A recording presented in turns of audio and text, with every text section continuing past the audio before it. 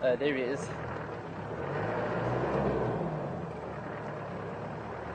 Station, this my daughter Ingrid is slowly mobile. Okay, text, I don't know if you can get his visuals on this game, pipe heading. Straight in. I'm just going to head across to the other side.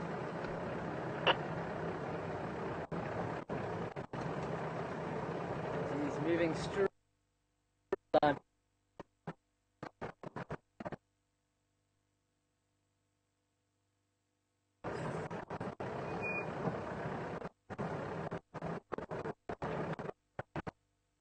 There he goes. Okay, text, I've seen him pass down.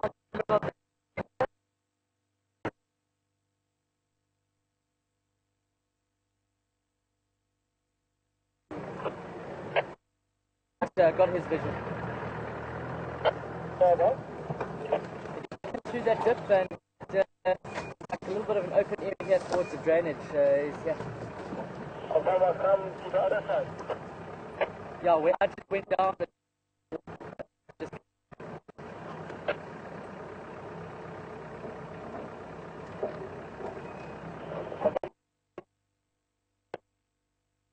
drainage.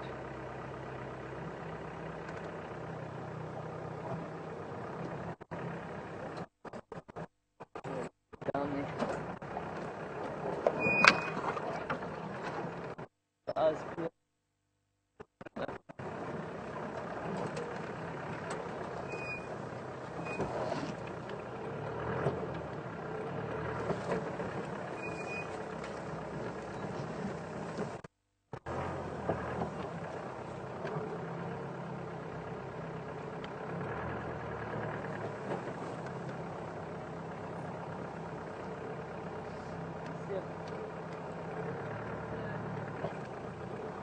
From there,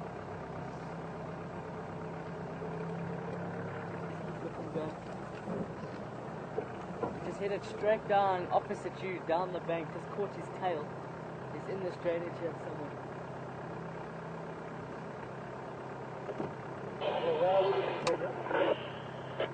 Yeah, if you see me, it's just probably just back on in the middle of the drainage line. I just saw him go down into the drainage.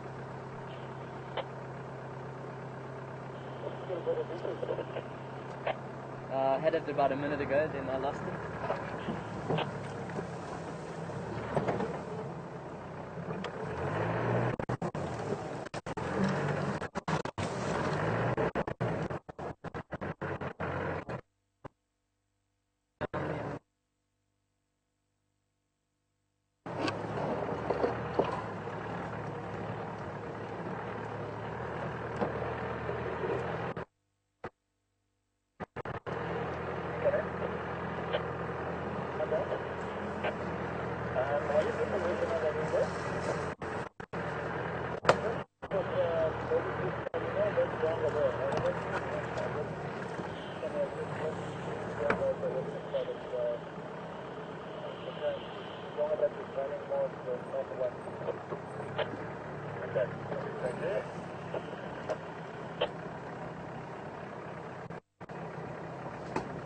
He's in here.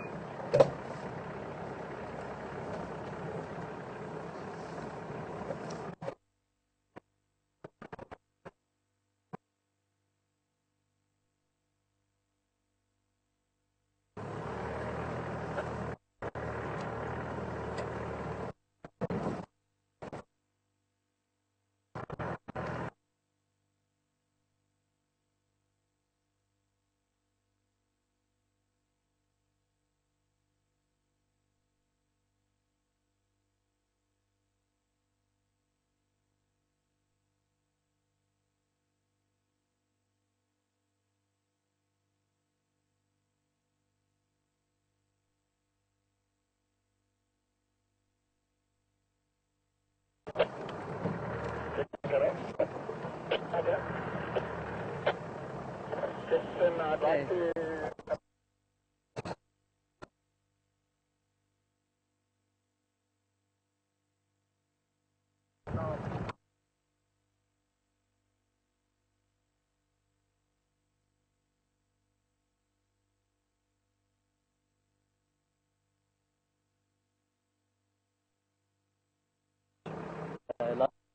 Stand by.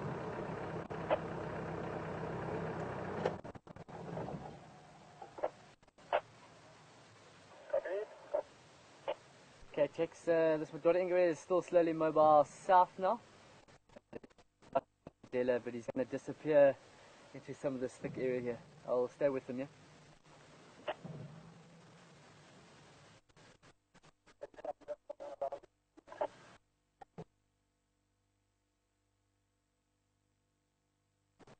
If you come quickly, you can get him before he goes down. If you pull into...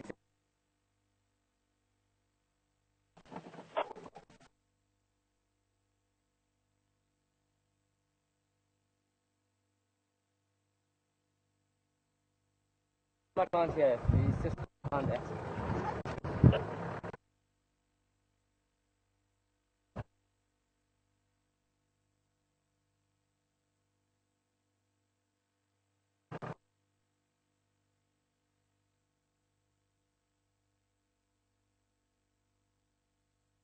Stand by for me.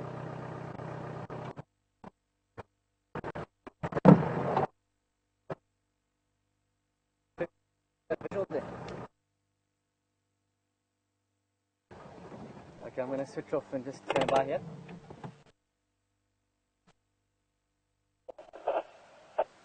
You can go a little bit more back from where you are.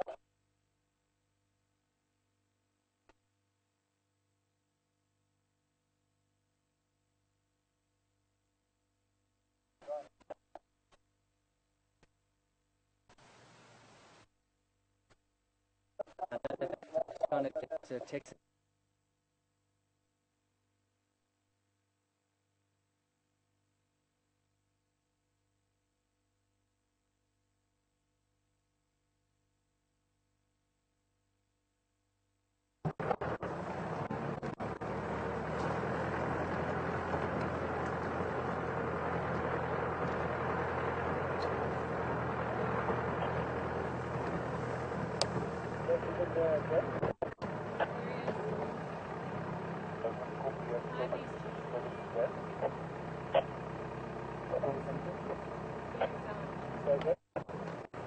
Yeah, I've got him, he's heading straight along the bottom of this drainage here. I don't know for how long I'm going to have this visual here, but yeah, I've got him in front of me.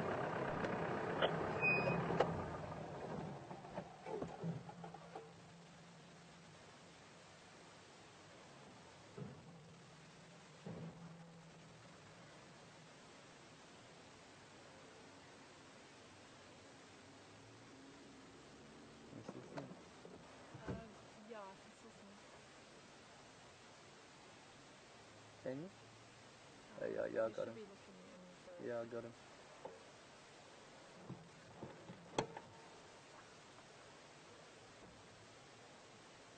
He's moving.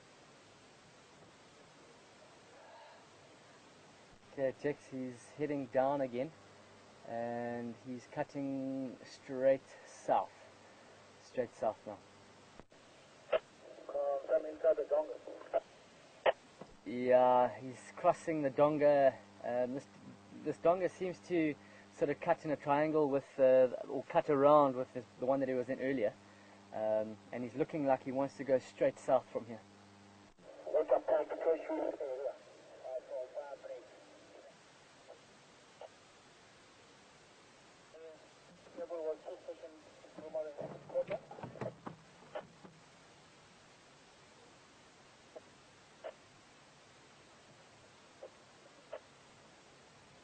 Confirm with that.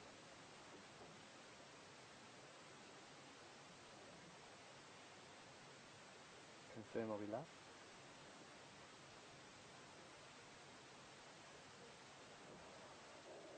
Patrick. Negative, it's too thick this side.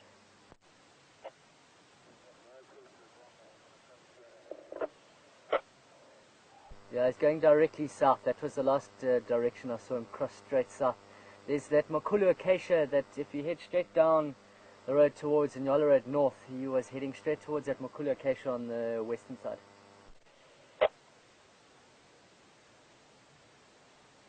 Okay, I got my audio from the side.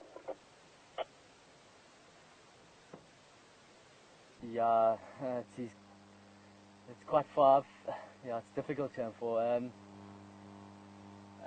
Maybe possible if you head straight down the Ndlela towards Nyola Road South, you might come out towards there. But it's very difficult. So I can try and get in there and try and stick with him, but it's very difficult.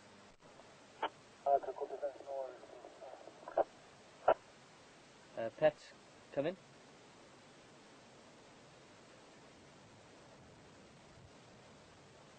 Patrick, come in.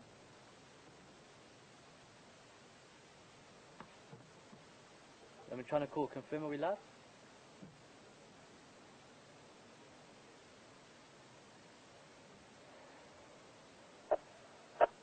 All right.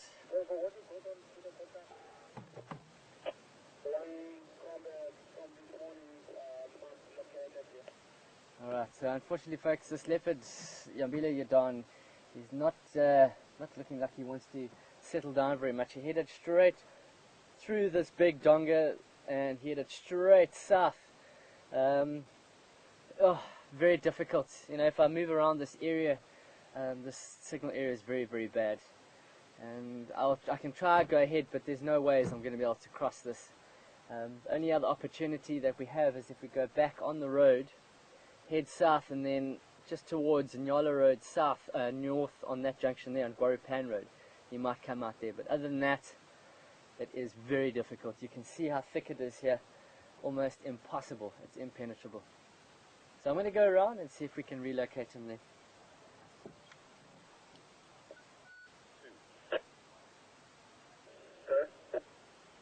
He's welcome to the crest of quarantine in between Yuri and Inger's house. It looks like Shirley really squished it. Okay. We might lose signal and break up when we move, so I'll try and get out here quickly.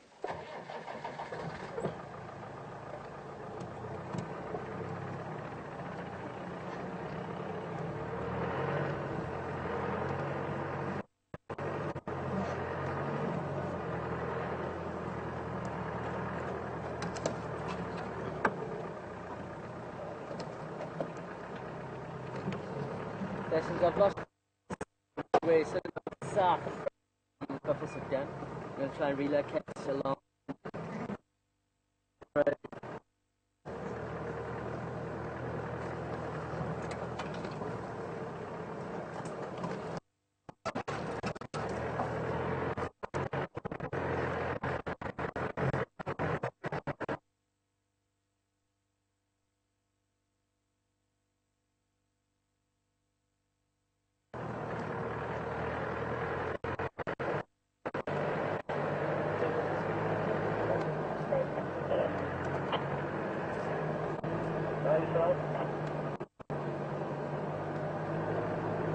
Okay, so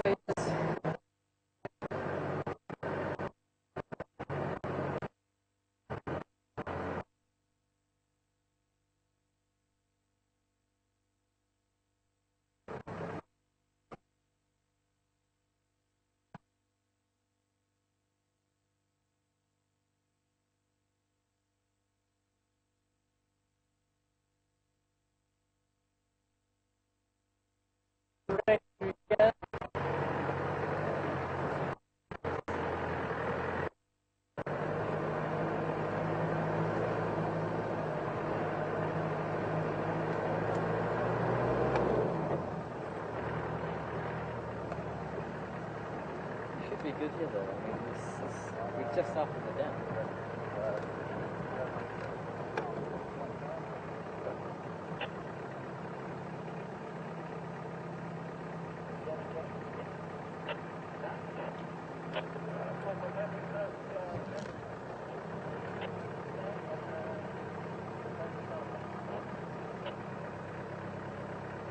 So I'm crossing through here.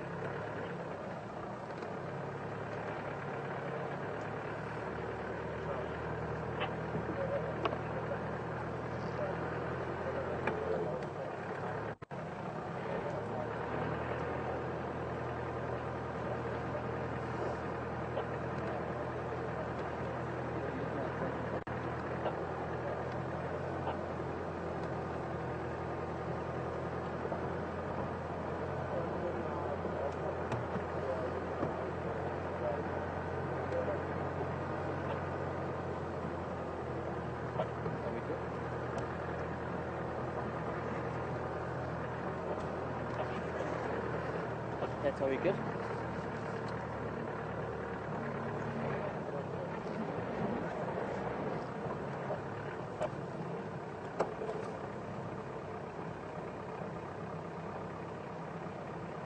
Alright, this particular male leopard is giving us a bit of a goose chase. This tree that is above us to our right here, this is the tree that we could see from directly across. And he was looking like he was heading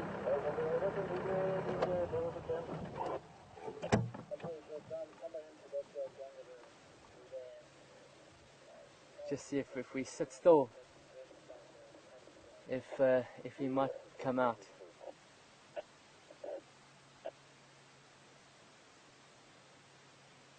It looks like he does like the drainage lines, and it just runs directly about 30 meters from us, due west of us. And he's moving very slowly, slinking through. There's a nice little gap over there which I might take. See if it opens up, if we get lucky here. Let's go and have a look.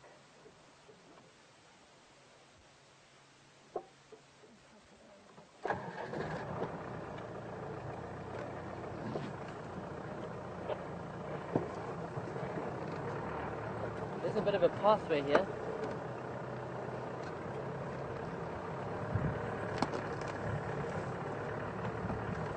I think we got to see him quite nicely though.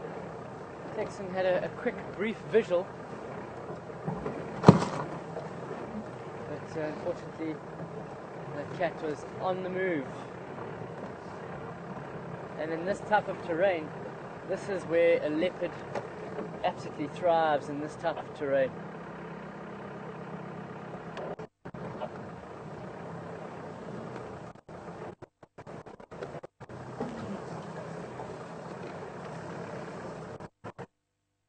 Right.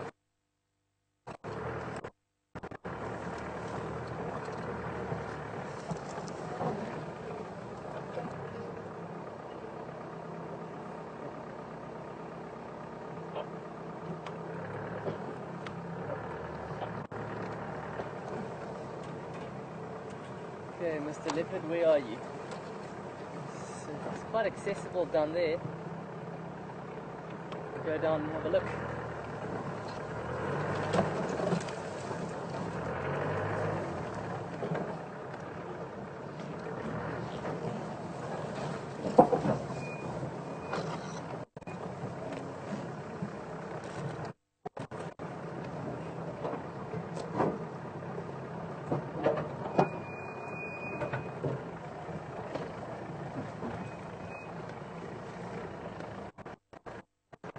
Open.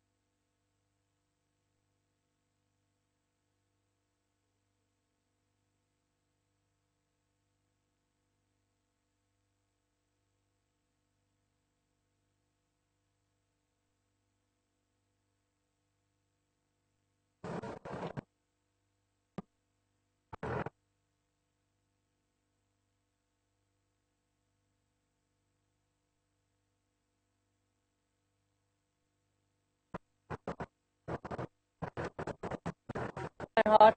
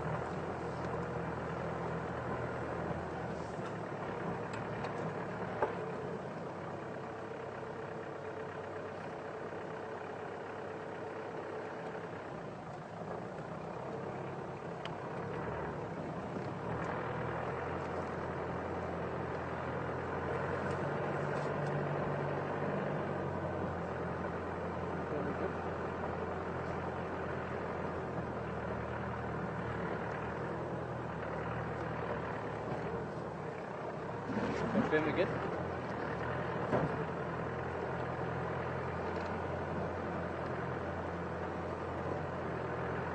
Patrick.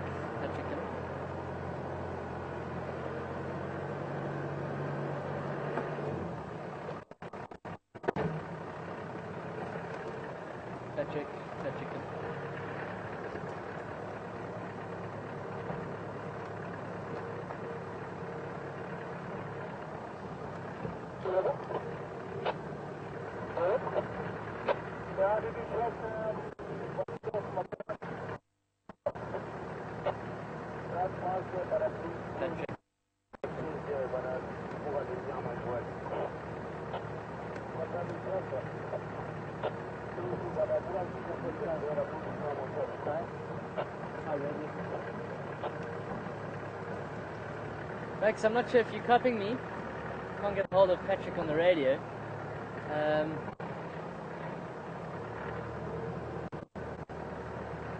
Try to have a look.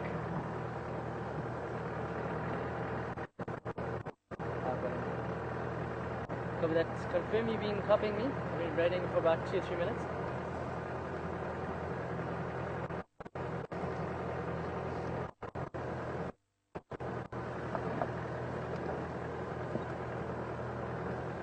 Okay, so my radio, I'll call on the radio for a while. Okay, copy that. Confirm we're live.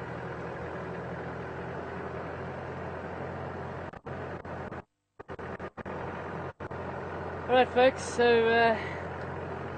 well, that was our leopard set, and seems as if this weather is playing havoc with our comms,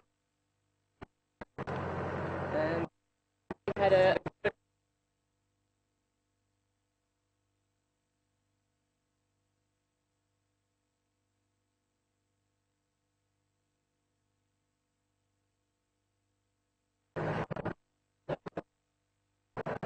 only good areas, the wave classes, Miller and North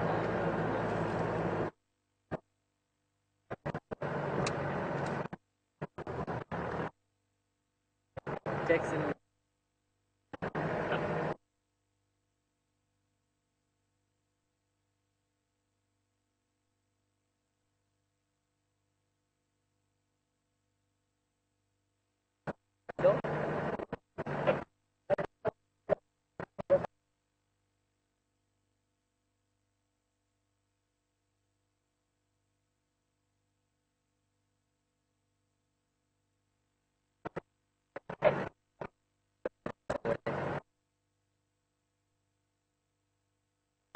Alright.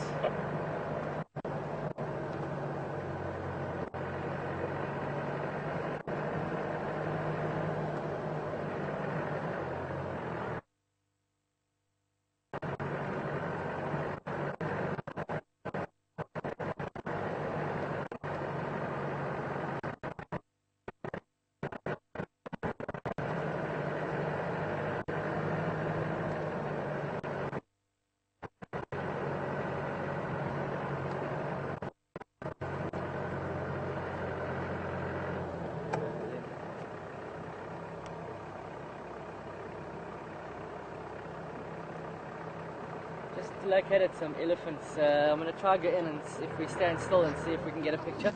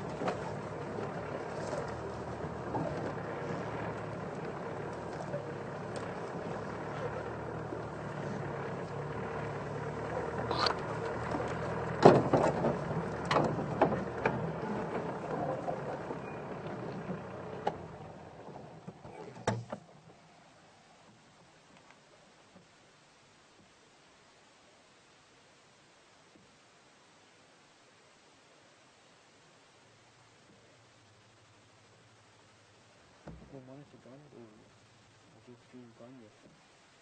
I haven't. Alright, that seems like if we become stationary that signal is fine. So we'll have to watch this elephant until it disappears and then we'll head off. Have a look at this elephant just behind the ears. Look how pronounced those vertebrae are that come out behind the head. See how high they go. Possibly just that the front feet are situated higher on sort of on a mound or what have you, pushing those shoulder blades up. Located in Glow of Goripan Road, probably part of that same Slamby that's feeding on Yala Road North.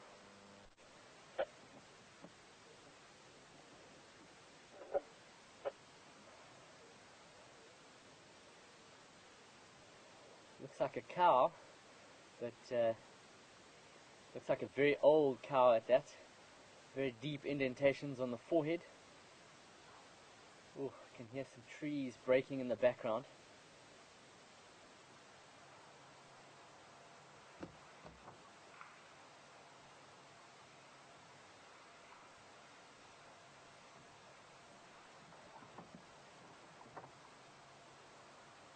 Well, we've managed to leave that leopard, and here we found a beautiful elephant cow feeding. And she looks like a very old, beautiful cow.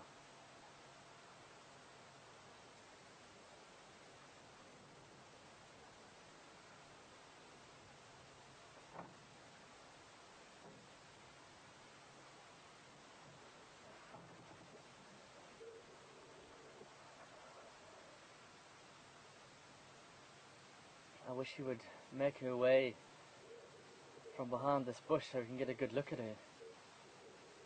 So there's some dwarf mongoose running around here just by this termite mound that is right next to her, just on her left, our right.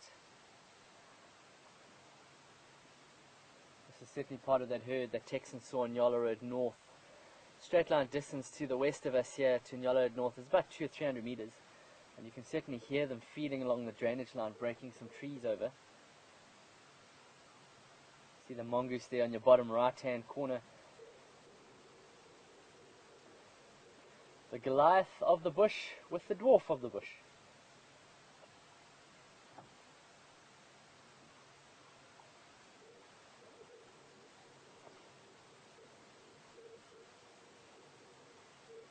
Now the shoulder blades are really well pronounced. Come on, Bill.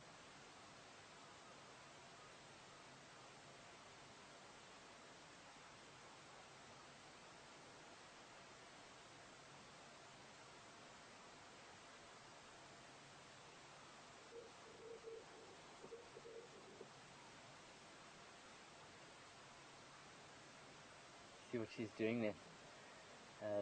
She was sort of swishing the grass, getting rid of some of the dust and dirt and what have you. She picks it off. She then hits it again to get all the sand off the roots. Very, very intelligent creature doing this. Making sure that she doesn't take in too much sand along with the roots and the rest of the grass.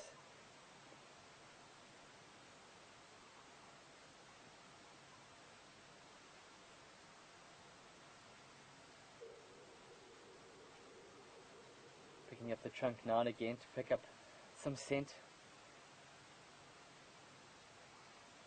She's obviously cottoned onto what looks like a bit of a seed bank. See a bush has sort of almost grown or fallen over a tree by the looks of it, and looks like it's caused a seed bank. So it's quite a thick sort of crowned bush, and it's protected the ground somewhat, and so all the grasses have grown without being grazed upon. And now she's sort of moving it and really getting into the area to get some of that grass.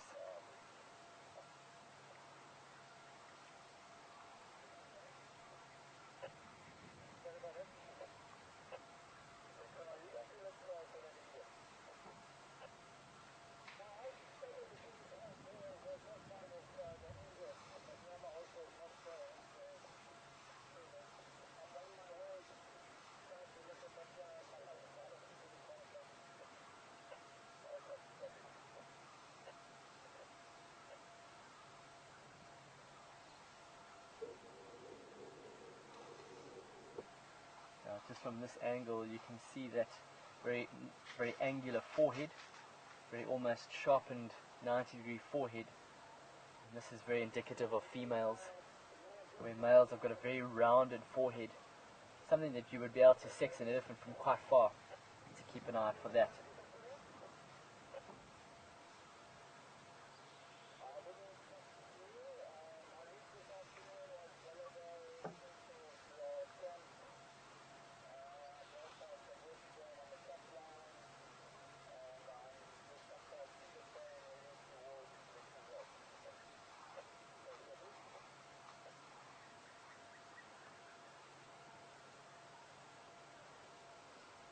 Looks like she's segregated herself from the herd somewhat.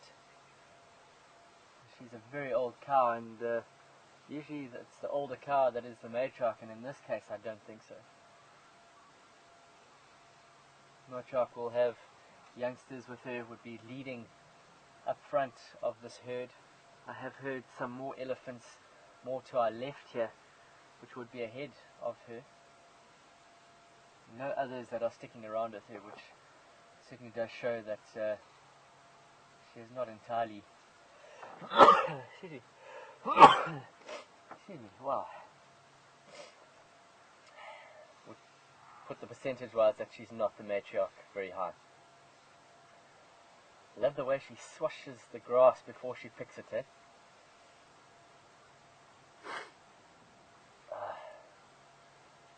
Lifting the trunk to smell again.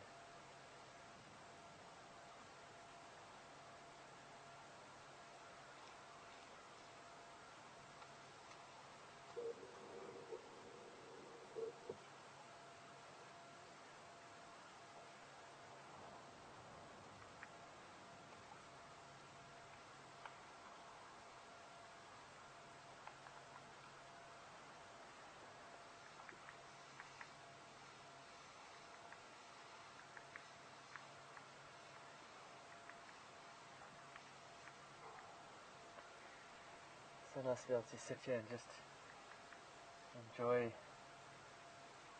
peaceful. Elephant hasn't stopped doing what it was doing since we got here. That's a good sign.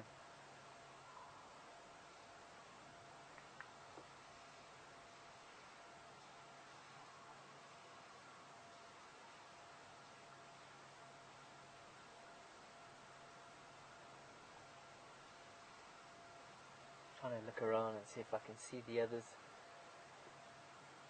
All seem to be on the drainage line.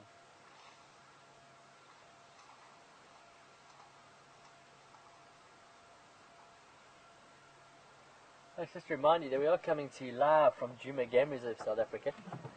You are watching Safari TV. My name is Jared, and I've been guiding, presenting the PM drive here, with Catherine on camera and Patrick in final control. And we've had a good start to the afternoon.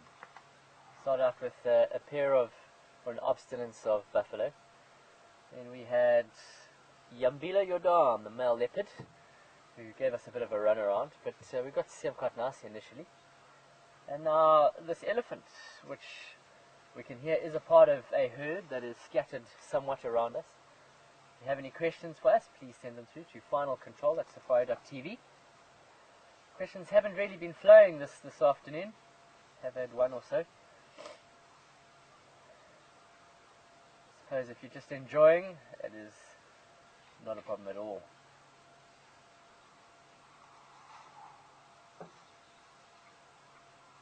She's had her fair share of that area now. Looks like she might. She just is opening her mouth and stuffing it completely. We carry on with the road, Guaripano, it turns, sort of goes parallel with the drainage line, and we'll see if we can get to see some more of these elephants.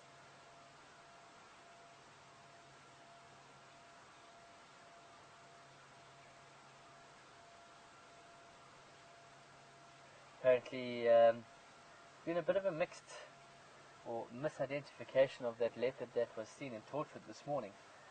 So I hear some people saying it was Karula, and some other people are saying it was White Cloth's cub, and it would be Those guys that head in there should know. I mean, I'm hearing the very low rumbling. See how she stopped?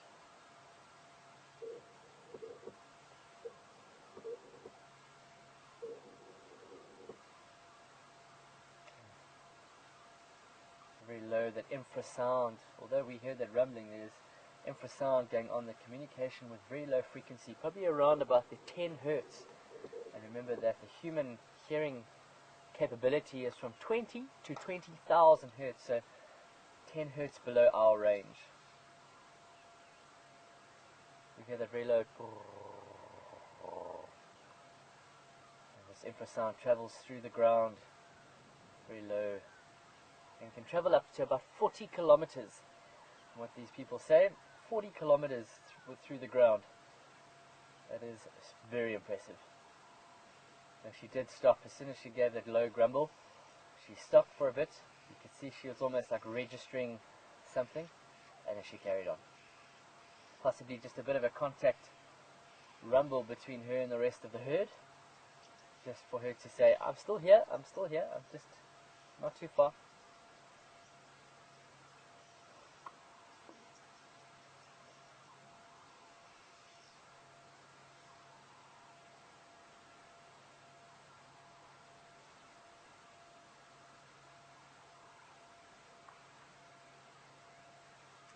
And off she goes. We'll certainly keep our eyes peeled for the rest of them. Fantastic stuff. Fantastic. It seems I've picked up some foliage along the way in my pants, those branches.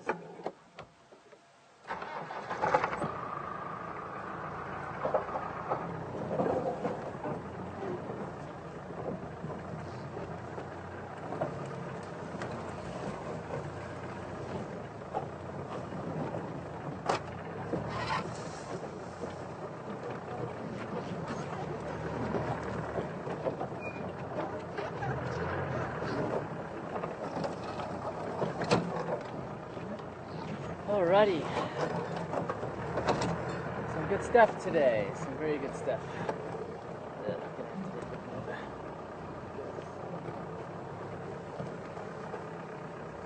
I can't believe almost 2 hours have gone by. Wow, that is great.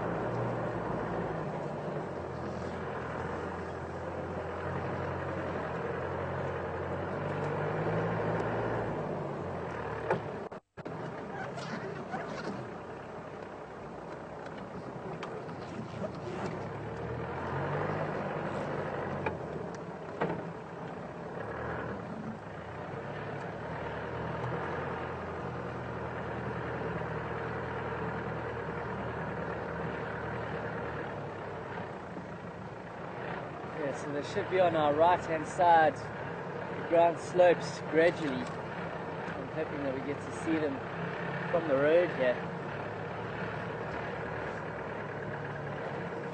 Certainly see the tracks on the road where they've been throwing the dust over themselves.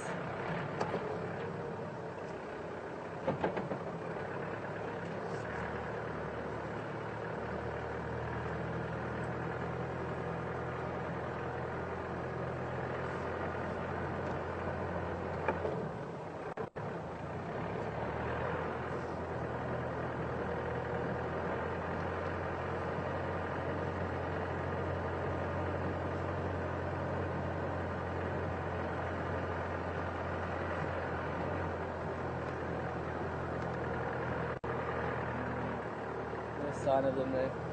I'll see if a bit further down, quite deep.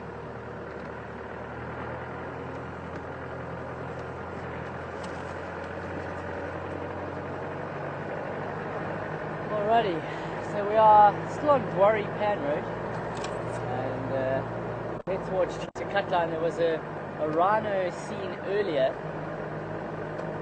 sort of Leadwood Road, the Cruiser site. I think it headed towards Cheetah Cutline, so we'll go and have a look around there. It headed too far east and across into Torchwood, and we won't be able to follow, but we'll have a look.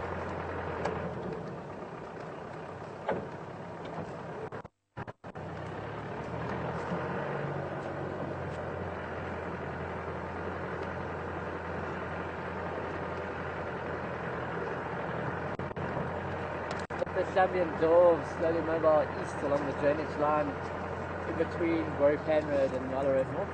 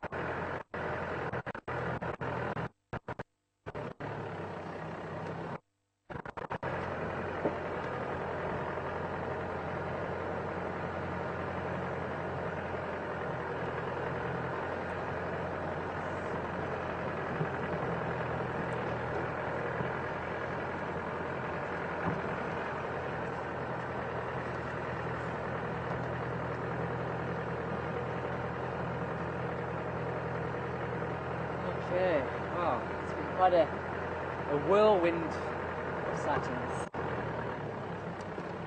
I haven't seen any major bird life around at the moment. The wind has subsided a little bit. Hoping that with the sun about half an hour or so from setting, we might get to see a few birds. And at this time of the day, you really want to get to see some good birds. It would be around a water source, around a pan or dams. Really good to see some of these birds coming down to drink. Birds are morning and after or late after spend the day foraging. I suppose it depends what bird it is, unless it's waterfowl.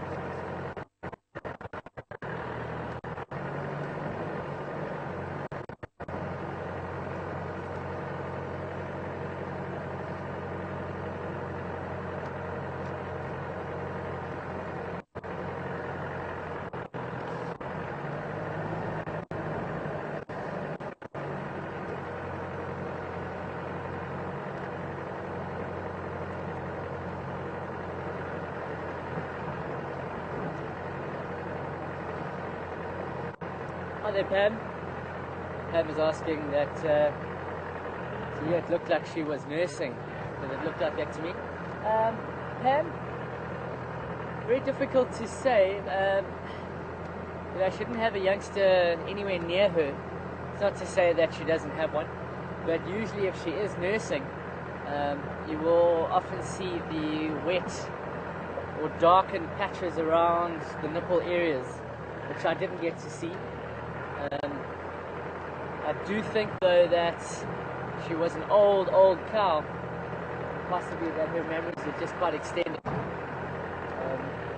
Also, what I did notice though was that she was holding up, she was quite extended on the belly, quite high up. Females, you don't see elephants holding low down. You see this sort of bulge immediately high up. So it looks like she might be pregnant, and quite far in at that. So that would show that no wet teats, and she is definitely holding a youngster. So certainly she's not nursing yet. She will be shortly, I think. Thanks, Pamela, and well observed. Well observed.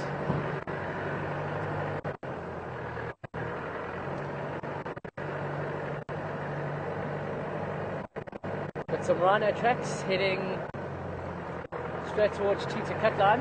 We're on Pipeline at the moment. We're just about to turn onto Cheetah Cut Line. Some footprints and some small footprints. Looks like they're young.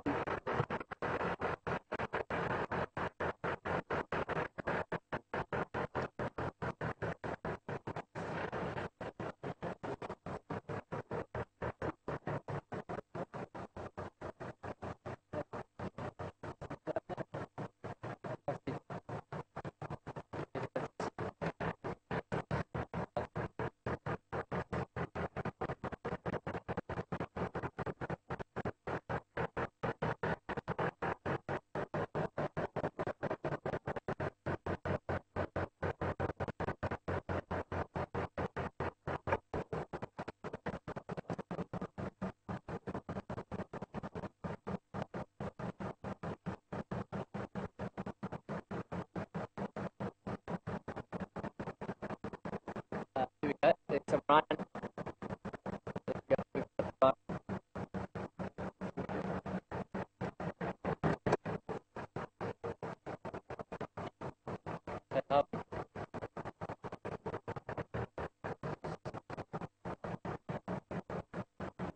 Check confirm are we good.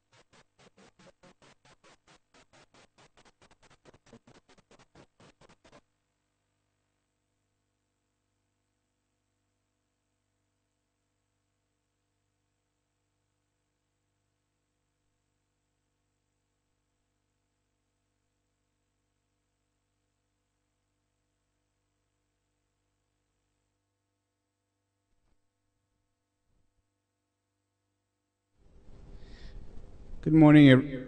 Oh, sorry.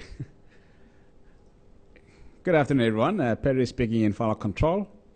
And we're just getting a very, very weird sound on the vehicles. They're just going to quickly reboot everything in the vehicle, and we will be good to go again. So sorry about it, and unfortunately I can't cut to Gary Dam. He's still busy working on the Gary camera, so just bear with us, and we'll be back as soon as we can.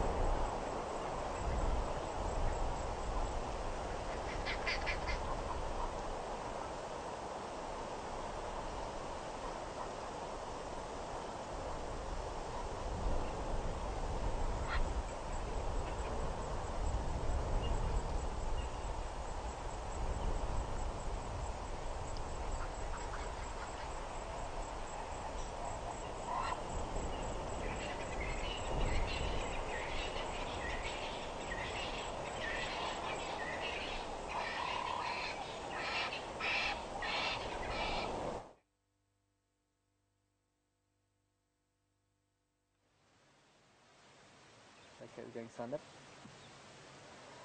Alright, so we're on cheetah cut line, and we've come across this crash of rhino. It looks like that female, and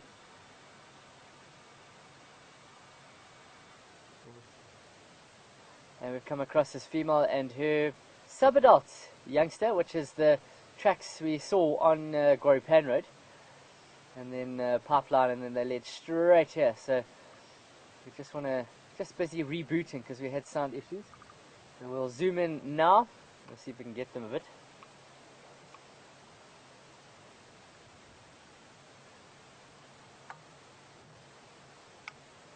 In the middle of the picture.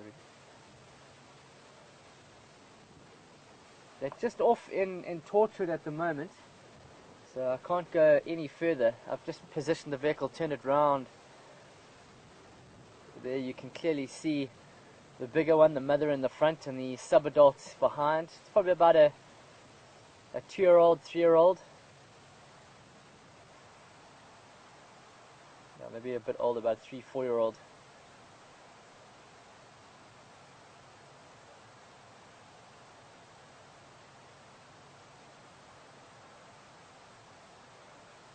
Well, we've had quite a bit of luck this afternoon. Had some amazing luck.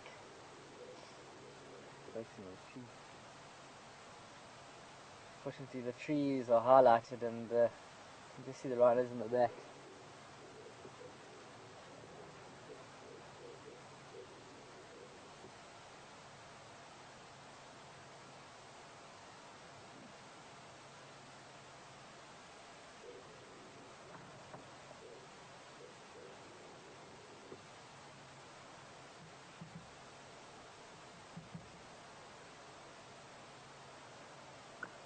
It looks like there's another rhino.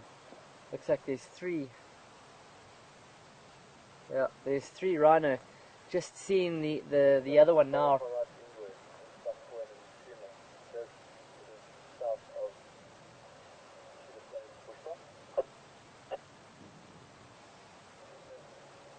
Just at the back, just walking more to the right there. If you pan a little bit to the right from those 2, see if you can find him.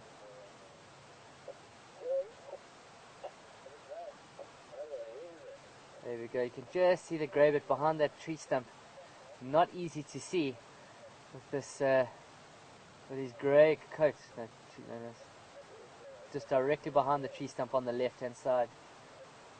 Very difficult to see him. You just see the movement of the ears. Wow.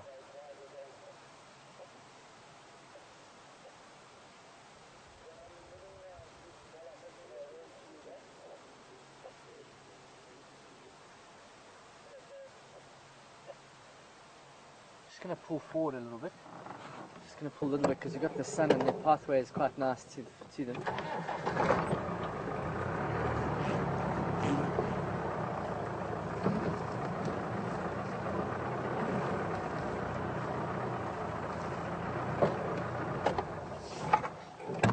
See if that's a bit better.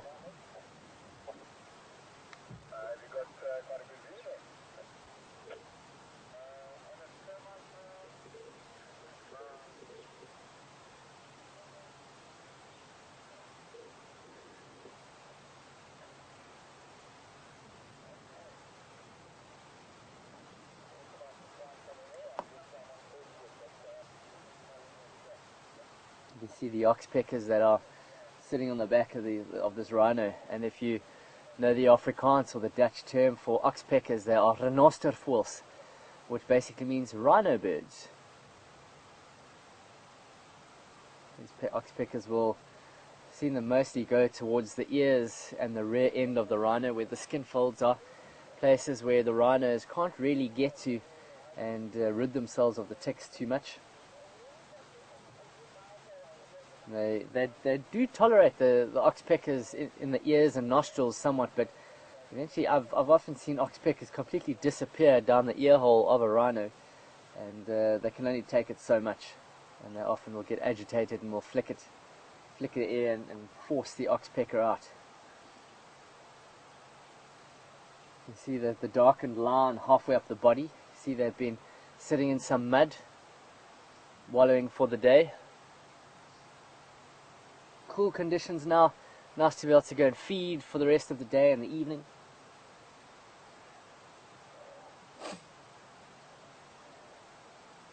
There's a mother up front, sub-adults just behind her.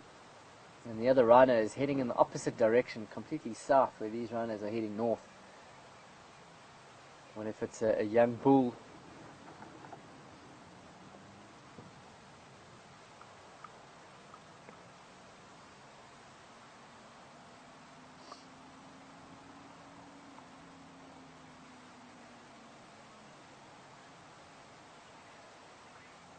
Certainly see she has, can't really see it very close to this, but with the binoculars I can see these stripes along the flanks of the rhino and how it's been using, how they've been using to scratch themselves and what have you on.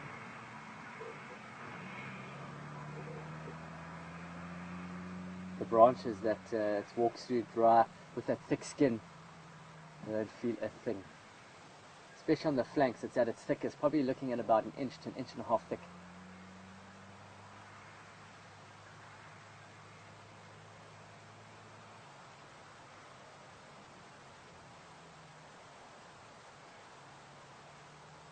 Decent sized female. Haven't seen that that baby. We saw that we've seen that baby twice now. That very small youngster. I think we saw him our first day back at Twin Dams, and then the other day just off Cheetah Cutline here off I think it was Central Road. Here comes the other rhino with quite a bit of speed, I must add, walking with quite a bit of a strut. There's a younger, got a bit of a floppy ear. He's now stopped, he's looking around, possibly looking for them. Just him moving towards this way.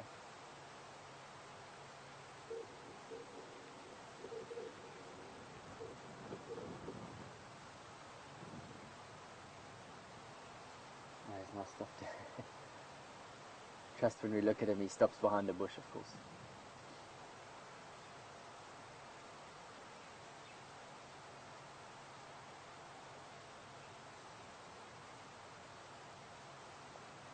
That's not the rhino that was in that fight that we saw. You reckon? The one with the floppy ear. Yeah. I'll have a look at his face with the binoculars and see if he's got some scars. Yeah, it does look like it, eh? It does look similar size. Yeah. He's got a lot of scars around the base of that second horn at the back. A lot of scar tissue there, a lot of scratches and what have you. But young rhino bulls, of course, this is how it goes. And well, a lot of them are at this particular size and age doing that exact thing. We saw them doing it, how long ago was that? Like a month and a half ago now. We saw them fight. It was previous, about a month and a half or so ago. Where we got to view this rhino bull, this younger rhino bull, take on a much larger rhino bull. And he gave himself a pretty good go. He did quite well, put up a good fight.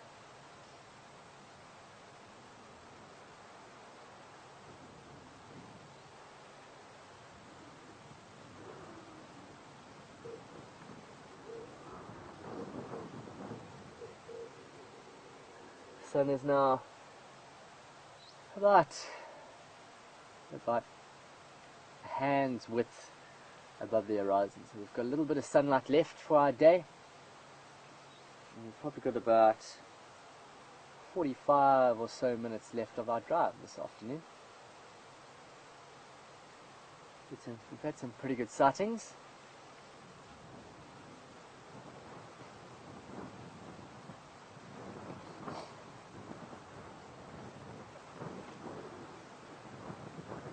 Even with this swirling wind now starting to pick up, the wind is coming directly into our faces, so they are aware of us. But you would see a different side of them if the wind was from us to them.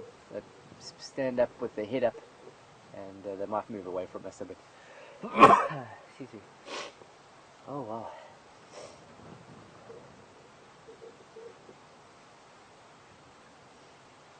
great rhino. And of course this is the white.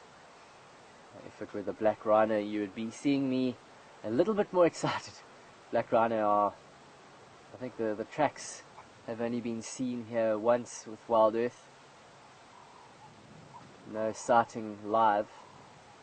We hope we get one live. Coming in from either the south.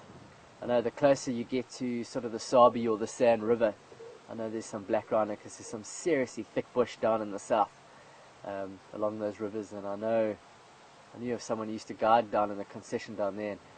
And they used to see crashes of about 5 or 6 black rhino. Like we see white rhino, they see black rhino. So it just depends on the habitat, and of course black rhino being browsers, they do need that thicker bush. Maybe one day one will stroll up, we might get to see one.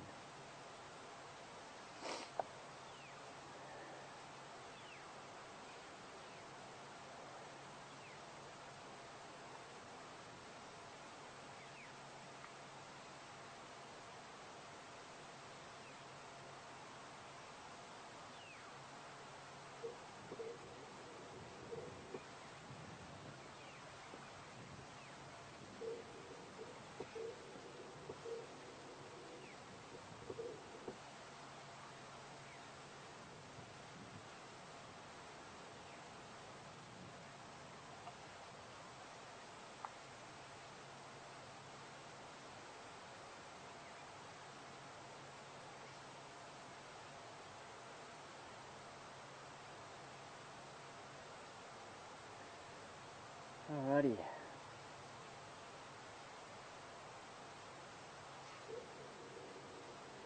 Just to remind you, we're watching this live, folks.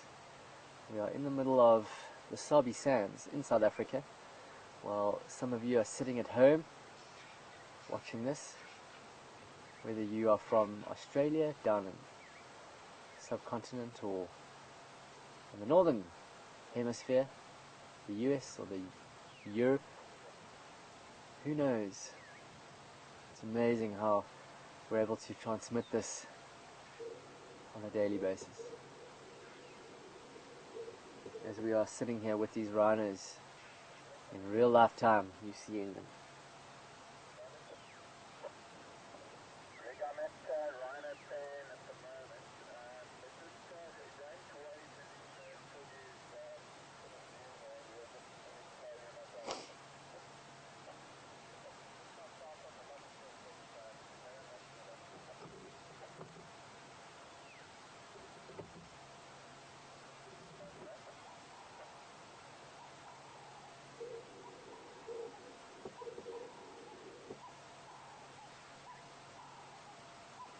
Fork-tailed drongo flying around their heads. Looks like they're coming this way. Just going to reverse, get to the road, which is quite nice if they're coming towards us, and come into Western Gowrie hopefully. I'm just going to reverse a little bit, and we can wait for them to come to our side. I do apologise for the sniff, just for some reason I've got a bit of a runny nose.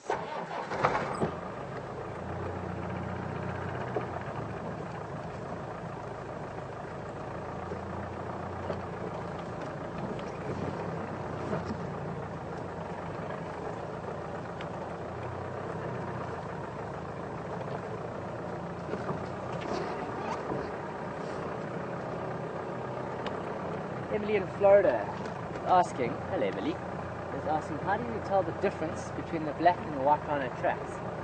And how I'm going to do this is I'm going to take a pen and paper and I'm going to show you. Oh, I think I actually have a book here that might have it. Very lucky. It's quite distinctive actually. I'll just turn the vehicle quickly and wait for them to move into this gap here while I look for this track in my book. I can explain it to you, but I'd rather just show you and it'll be so much better. I might not have it, I'm not too sure. I'll just have a look.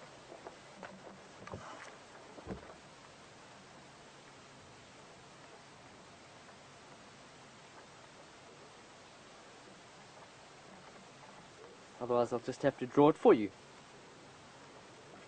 which I don't mind doing.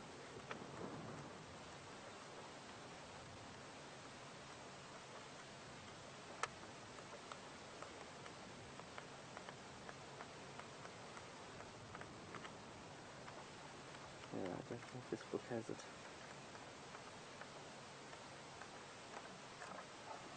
Okay, so what I'm going to have to do, I'm going to have to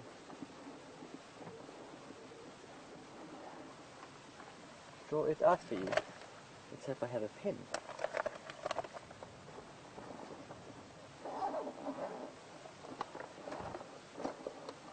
I know I have one in my bag. Here we go.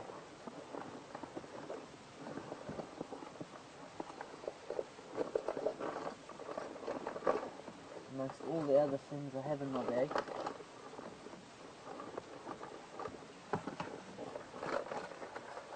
There we go. Alrighty.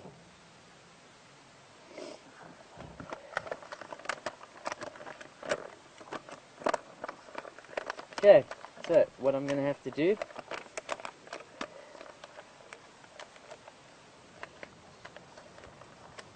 we'll try and pick this up on camera. It's going to be quite difficult. Just going to draw it and then I'll put it up on camera.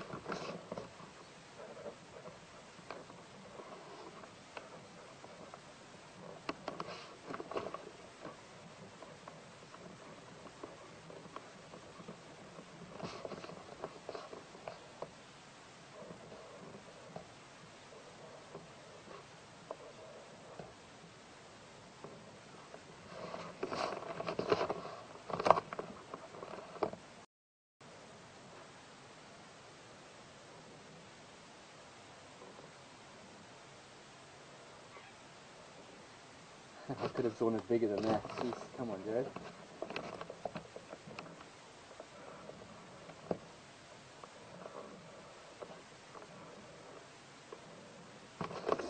Alright. I had to draw small. So I'm going to try and do this. The camera might not pick it up, so we'll have to try it. I can move it back for you if you like. Not going to pick it up. I'm not going to pick it up, Hang eh? on, hang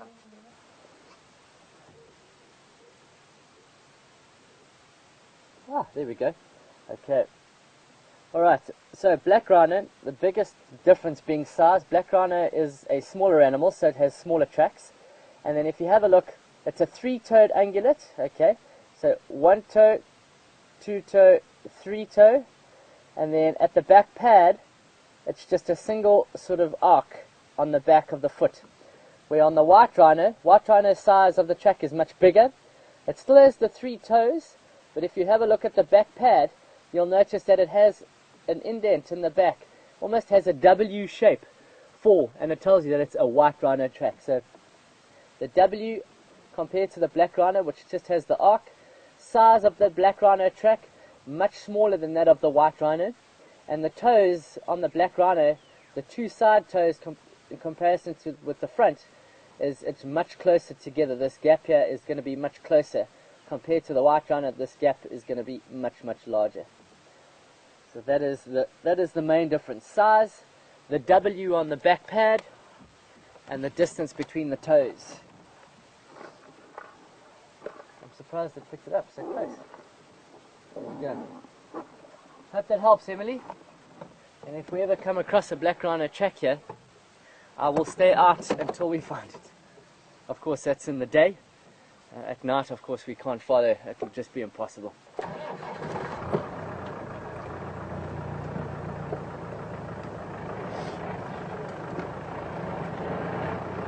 Leaving this Crasher 3 slowly mobile south, just on that visible from Peter cut line, sort of going along that firebreak road to Clifford.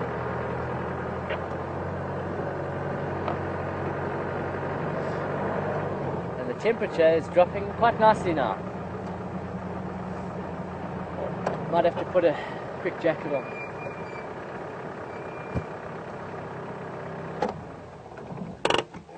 I'll just put my jacket.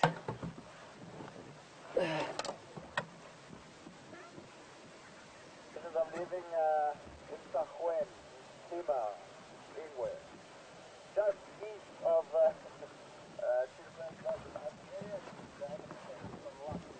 Alrighty, there we go. Nice and warm. It looks like we're going to have a beautiful sunset.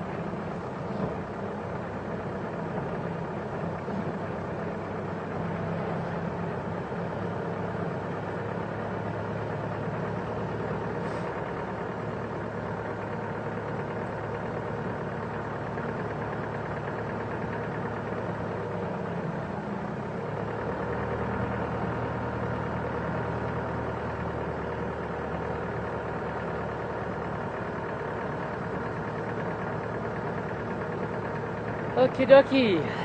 Oh, we've had some great stuff, and just watching this beautiful sun just pass through a bit of a cloud. Let's try and get to an area where we can see it nice and it's just beautifully orange. Fortunately, there's quite a bit of bush to our west. Let's see if we can try and get to an area where we can see it nicely.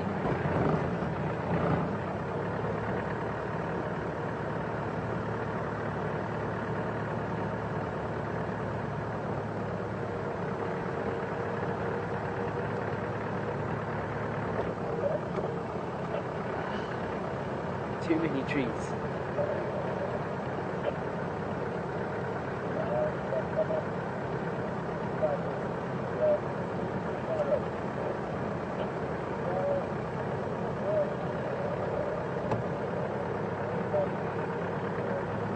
We'll take Leadwood, and then there's that open drink spot area that opens up quite nicely. Hopefully we'll get to see it there.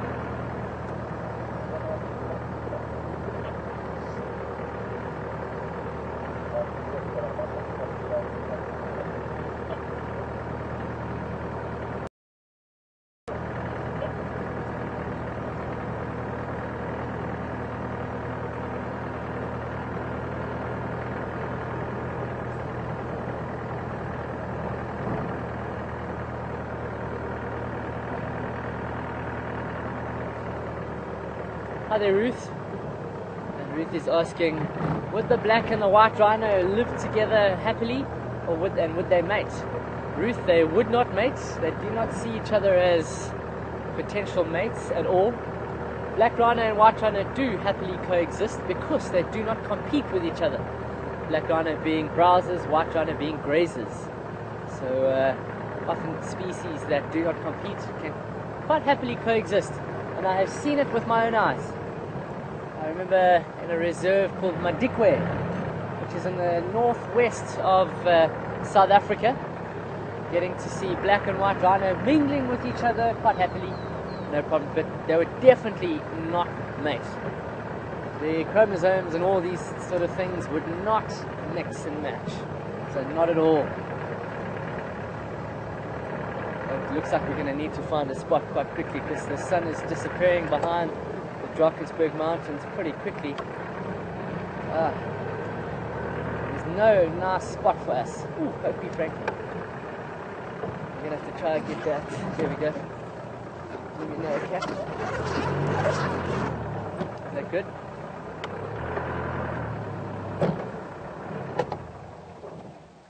Get the last remaining orange globe just going down.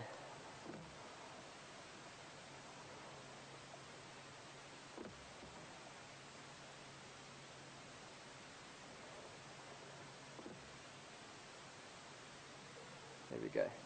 Getting the beautiful colors. the Drakensberg Mountains that you see that is halfway through the sun.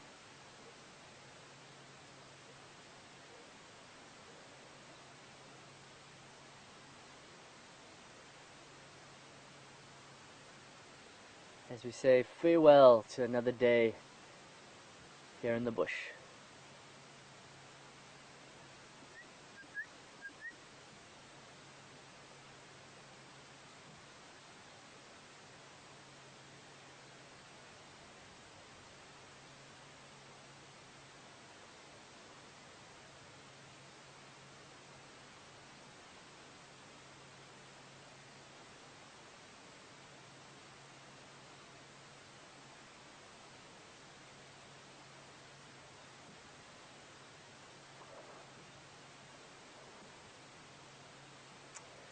And there we go.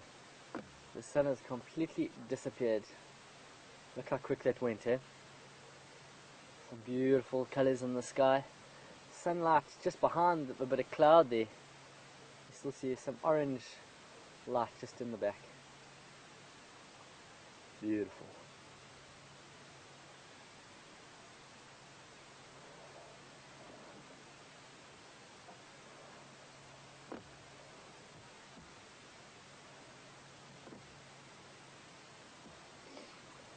Fantastic. Alrighty. We have a half an hour. So 5:30 is when the sun sets. 5:30.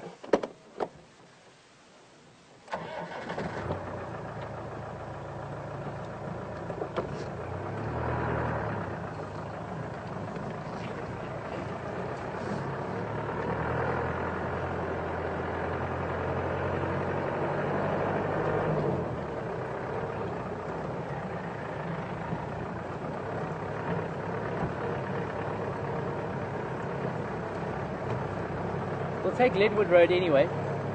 See if that rhino is still in the area. Otherwise we'll just take Ledwood, go Gowrie Main, go towards Twin Dams, and up towards Gowrie Dam. Close off around Gowrie Dam for the day. Well, there hasn't been too many questions for the afternoons, but I hope everyone has enjoyed the drive so far today.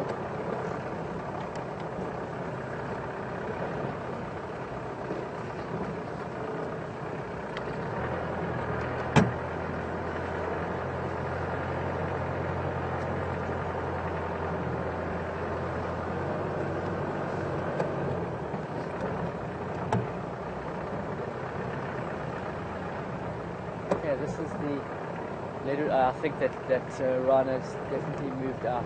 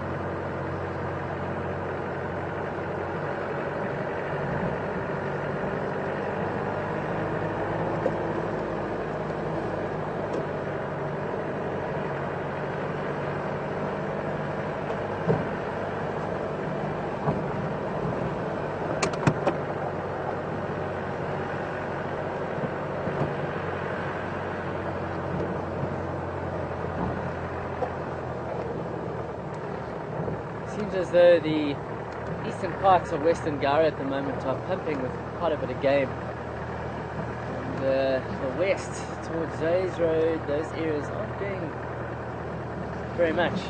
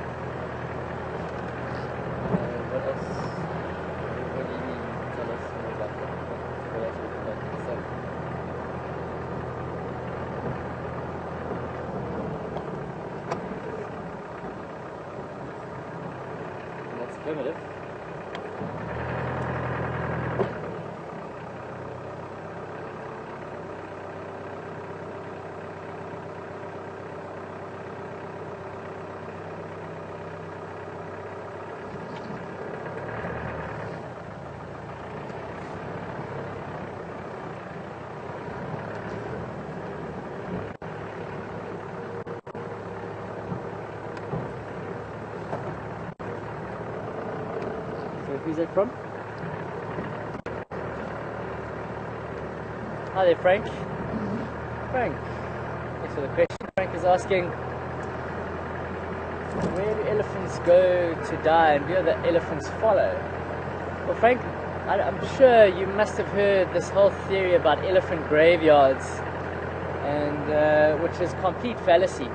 It may look like a graveyard, but certainly elephants don't go to a specific sort of graveyard type thing, an area, and go and die there. No, okay, I'm going to fall over and I'm going to die here. Where they came from is because elephants run out of teeth. As a lot of you know, that elephants go through 6 sets of teeth in their lifetime, take an average of about 60 years, so 1 set per 10 years. Now, once that last set has worn down completely, of course they cannot feed on anything substantial and hard, like trees and leaves and what have you. So the only form of sustenance that they can really go and feed on is around water holes. So soft bulbous plants, so water that keeps them going for a while. But this graveyard story came about because obviously in an area that has a water source and elephants coming down, that'll be the only watering area that elephants will come to, and eventually they will die around that water hole or that dam or what have you. So in the past, that whole theory of graveyards must have come from an area that only had 1 or 2 major water sources, and elephants went to go and get their last remaining bits of sustenance from that area and happened to die within the vicinity of that waterhole.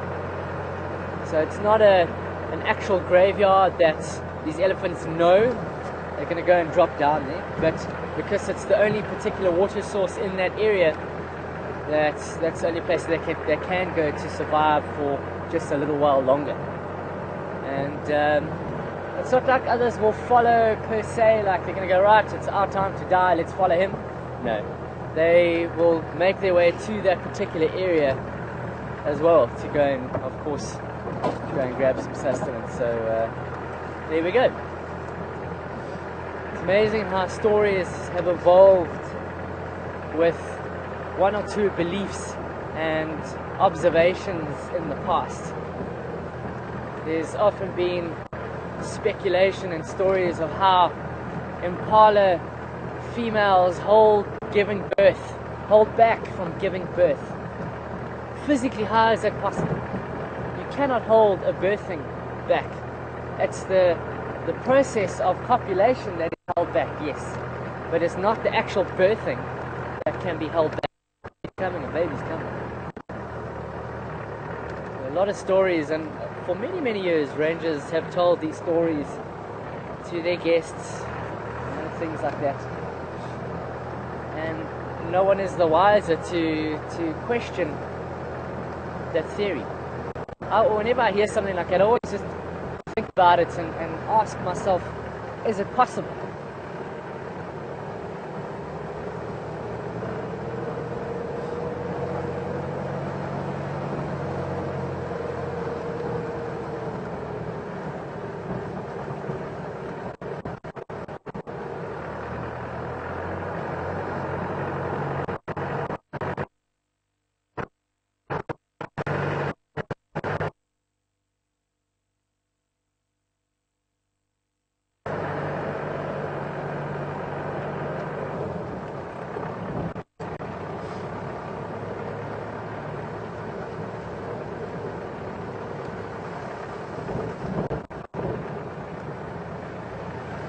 Yeah, folks, we are going to break up a little bit here. Just got to head up Twin Dams Road. Of course, it's not a great signal area, but just to be able to get up to the dam and finish off. Going to have a look around Twin Dams and see if there's anything at the water. So if you just bear with us, we'll break up a signal for about 5 or so minutes, and then we'll be back.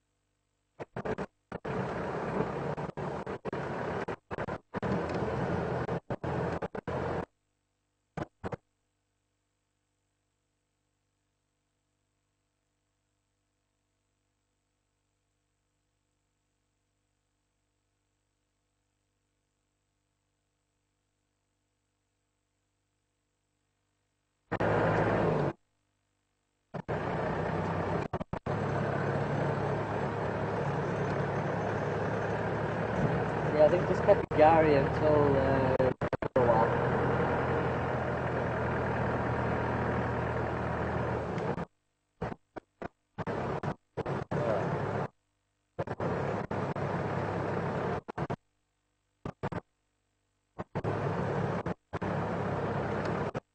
Remind Pete that we've got 18 minutes to finish drive. He needs to do the ball.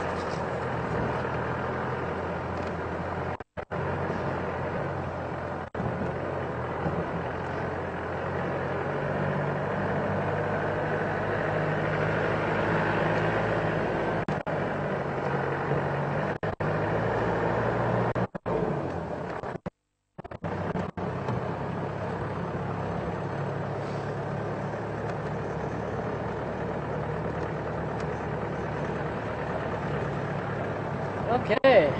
Wow. Patchy up.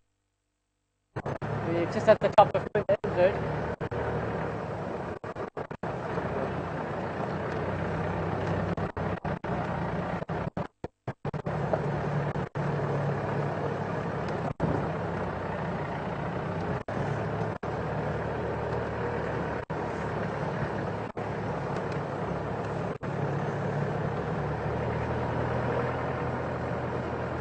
Right, so as I was saying, we're back on the Gunda. We are just south of Gowrie Dam. We'll be getting there in about 2 minutes or so. And fortunately we couldn't cut away to Gowrie Dam because Mr. Peter Bright is fixing the waterhole camera. So he's getting that all sorted out. As some of you have noticed that we haven't been able to move that waterhole camera at all. And I think it's just, apparently it was something on the camera side of things. I'm not sure the tech side of that camera. It's a bit more above me, that technology. But Peter Bright is having a look at it as we speak. We might even, as we go past towards the dam, we might even show you him working on it, just to prove to you that we are fixing it. Hopefully by the time we finish here, we may have a bit more of a picture to go to for the night. Really hope we can get that sorted out. It's time for the last 10 minutes or so. A bit of the spotlight. It's not too bad, but definitely justifies.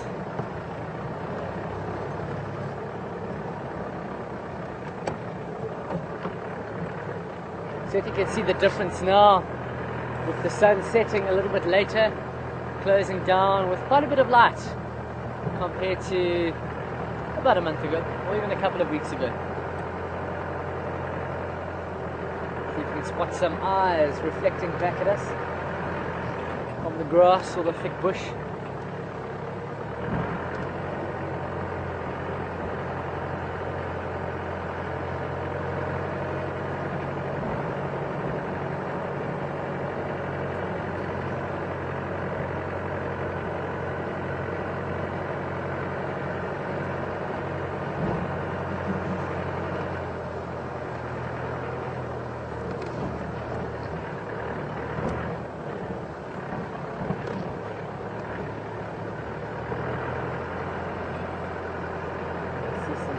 They look like antelope. I'm not going to shine on them. The eyes are slowly but surely adjusting to the darkness. Looks like a nyala, a couple female nyala. I can't shine on them, I'm sorry. There they are, just on the left. Two females and two youngsters.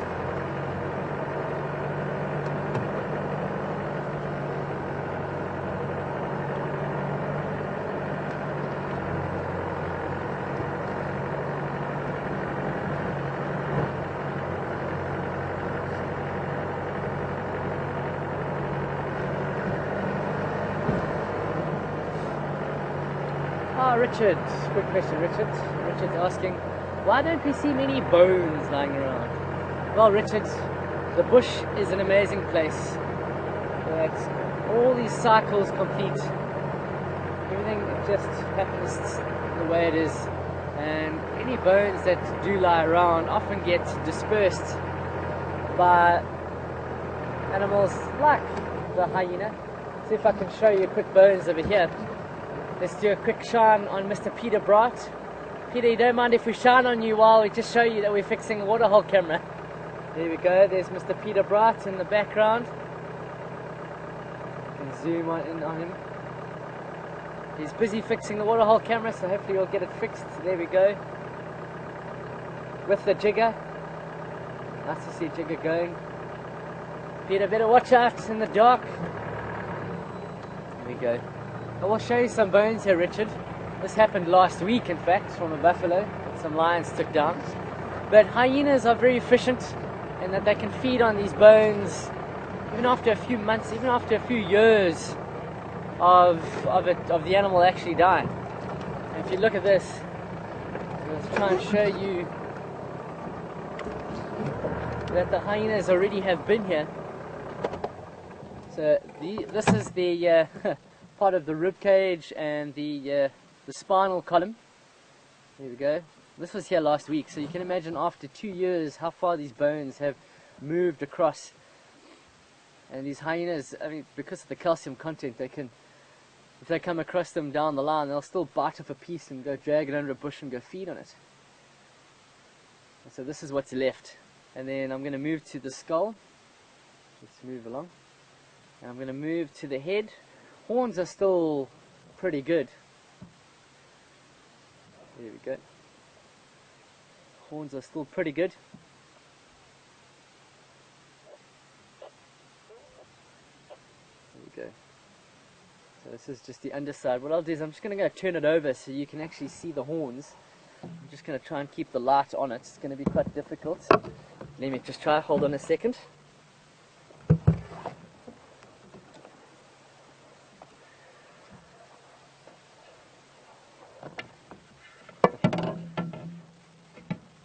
No, it's not possible.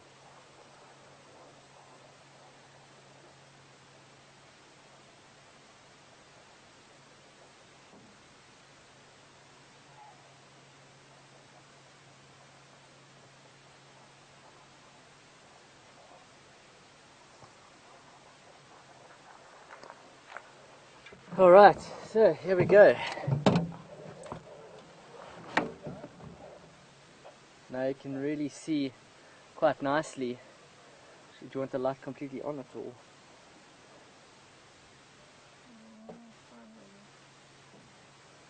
There we go. That bony mass on top of the head, what we call the boss, has been removed by the hyenas, been fed upon. See how they've attacked as much of it as possible. The nasal cavity is quite thin, and that's easily bitten through. And eyes have been hollowed out. Those probably would have been done by the vultures straight off. But the horns are still beautiful, intact. So there we go. This is all that is left of half a ton buffalo a week ago, and I'm still pretty sure that hyenas, and we hear hyena every night in this area, and I'm pretty sure that just trying to turn this so we can, there we go. I'm pretty sure that in the coming couple of months we'll keep an eye on these bones, and we might do a progress report every so often. Like we'll see here that these two ribs are still sticking up somewhat, 3/4 of length. Out of focus.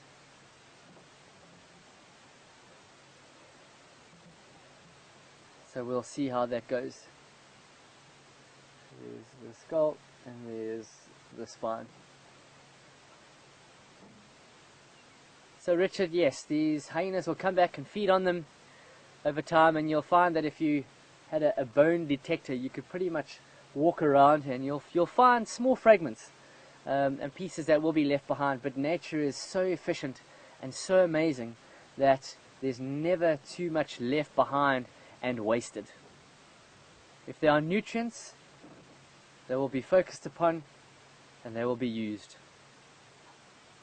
Mother Nature, amazing.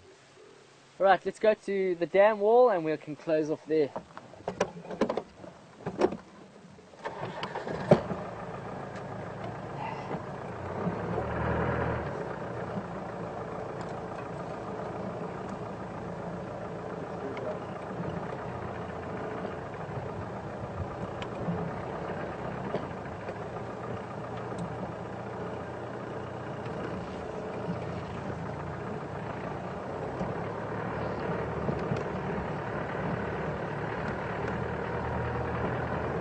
Hippo in the dam. We'll finish hopefully with a spot of the hippo at the dam, if I can get there in time.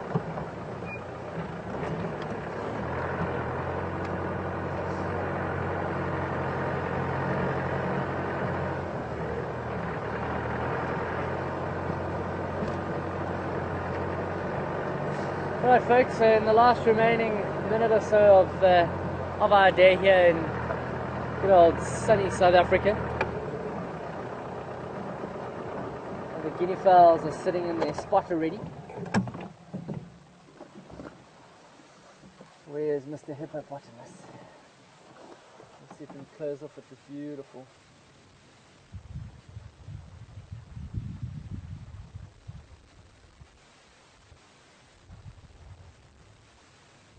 Having a go round. Fella already asleep. If I was here, did see him. Put his head down. Ooh. Kudu bark.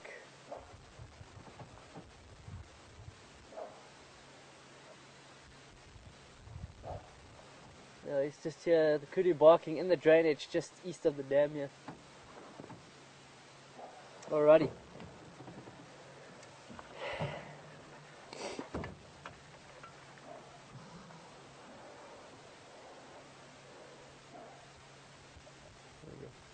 Alright folks, it is time to close down for the day, and thank you very much for joining us. It's been a cracker of a day with some buffalo, then a leopard, then some elephant, and then lastly some beautiful rhino. And thank you for the questions that were sent, and please join us again tomorrow morning, 6 o'clock Central African time. We will go out for AM Safari, and from myself and the rest of the Safari TV team, we will see you tomorrow. Cheerio folks, bye for now.